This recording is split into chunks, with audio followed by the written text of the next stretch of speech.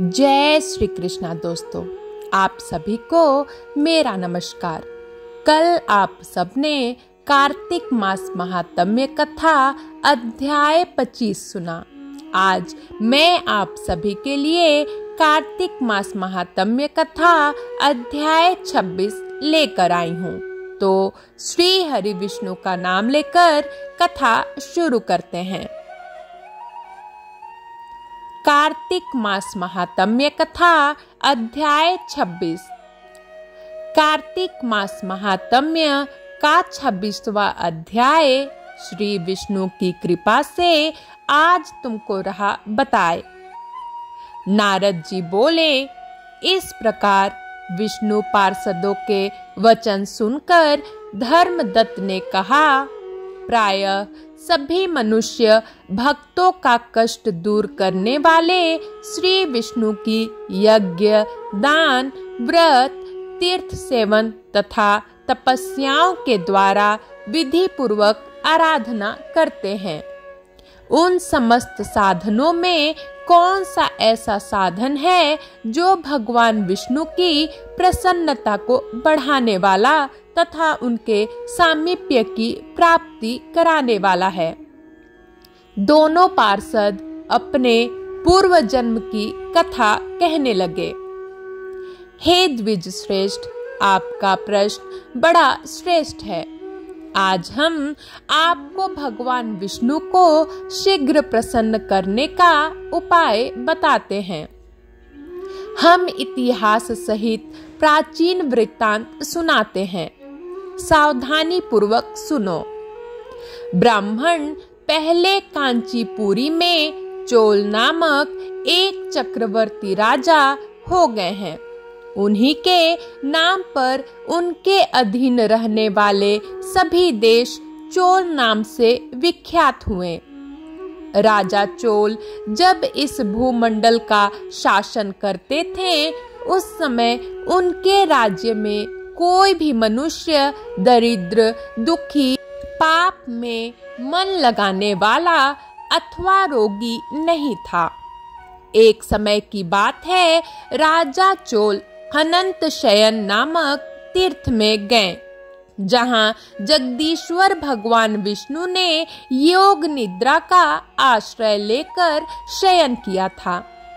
वहां भगवान विष्णु के दिव्य विग्रह की राजा ने विधि पूर्वक पूजा की। दिव्य मणि, मुक्ता फल तथा सुवर्ण के बने हुए सुंदर पुष्पों से पूजन करके साष्टांग प्रणाम किया।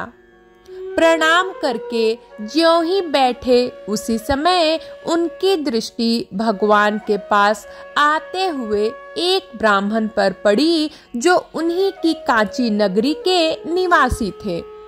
उनका नाम विष्णुदास था। उन्होंने भगवान की पूजा के लिए अपने हाथ में तुलसी दल और जल ले रखा था। निकट आने पर उन ब्राह्मण ने विष्णु सूक्त का पाठ करते हुए देवाधिदेव भगवान को स्नान कराया और तुलसी की मंजरी तथा पत्तों से उनकी विधिवत पूजा की। राजा चोल ने जो पहले रत्नों से भगवान की पूजा की थी, वह सब तुलसी पूजा से ढक गई। यह देखकर राजा कुपित होकर बोले, विष्णुदास, मैंने मणियों तथा सुवर्ण से भगवान की जो पूजा की थी, वह कितनी शोभा पा रही थी। तुमने तुलसी दल चढ़ाकर उसे ढक दिया। बताओ ऐसा क्यों किया? मुझे तो ऐसा जान पड़ता है कि तुम दरिद्र और गंवार हो, भगवान विष्णु की भक्ति को बिल्कुल नहीं जानते। राजा की यह बात सुनकर द्विज श्रेष्ठ विष्णुदास ने कहा, राजन, आपको भक्ति का कुछ भी पता नहीं है। केवल राजलक्ष्मी के कारण आप घमंड कर रहे हैं। बतलाइए तो, आज से पहले आपने कितने वैष्णव व्रतों का पालन किया है? तब नृप श्रेष्ठ चोल ने हंसते हुए कहा, तुम तो दरिद्र और निर्धन हो, तुम्हारी भगवान विष्णु में भक्ति ही कितनी है। तुमने भगवान विष्णु को संतुष्ट करने वाला कोई भी यज्ञ और दान आदि नहीं किया और ना पहले कभी कोई देव मंदिर ही बनवाया है। इतने पर भी तुम्हें अपनी भक्ति का इतना गर्व है। अच्छा, तो ये सभी ब्राह्मण मेरी बात सुन लें। भगवान विष्णु के दर्शन पहले मैं करता हूँ या यह ब्राह्मण? इस बात को आप सब लोग देखें, फिर हम दोनों में से किसकी भक्ति कैसी है यह सब लोग स्वतः ही जान लेंगे। ऐसा कहकर राजा अपने राजभवन को चले गए। वहां उन्होंने महर्षि मुद्गल को आचार्य बनाकर वैष्णव यज्ञ प्रारंभ किया। उधर सदैव भगवान विष्णु को प्रसन्न करने वाले शास्त्रोक्त नियमों में तत्पर विष्णुदास भी व्रत का पालन करते हुए वहीं भगवान विष्णु के मंदिर में टिक गए। उन्होंने माघ और कार्तिक के उत्तम व्रत का अनुष्ठान, तुलसी वन की रक्षा, एकादशी को द्वादशाक्षर मंत्र का जाप, नृत्य गीत आदि मंगलमय आयोजनों के साथ प्रतिदिन षोडशोपचार से भगवान विष्णु की पूजा आदि नियमों का आचरण किया। वे प्रतिदिन चलते फिरते और सोते हर समय भगवान विष्णु का स्मरण किया करते थे। उनकी दृष्टि सर्वत्र सम हो गई थी। वे सब प्राणियों के भीतर एकमात्र भगवान विष्णु को ही स्थित देखते थे।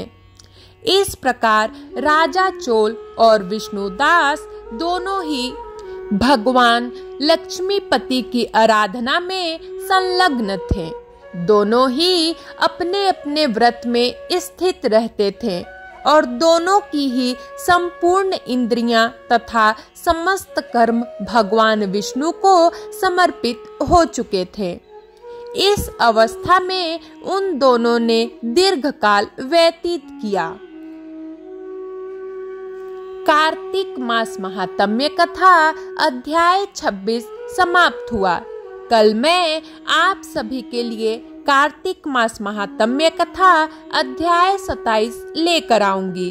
तब तक के लिए जय श्री कृष्णा, जय विष्णु भगवान, जय माँ लक्ष्मी।